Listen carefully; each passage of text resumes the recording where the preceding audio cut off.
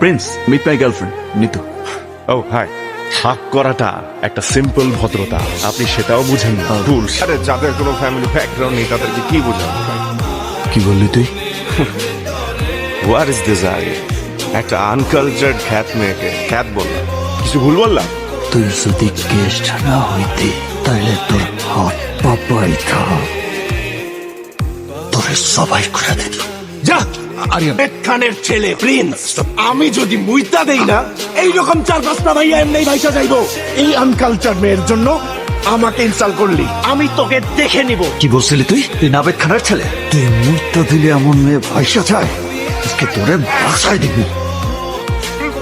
ওই জানোয়ারের বাচ্চা আমার মুখে মুইতা দিছে, এখন তোমার চাপ লাগতেছে না? তোমার ছোট ছেলেটার উপর মুইতা দিছে মাস্টার।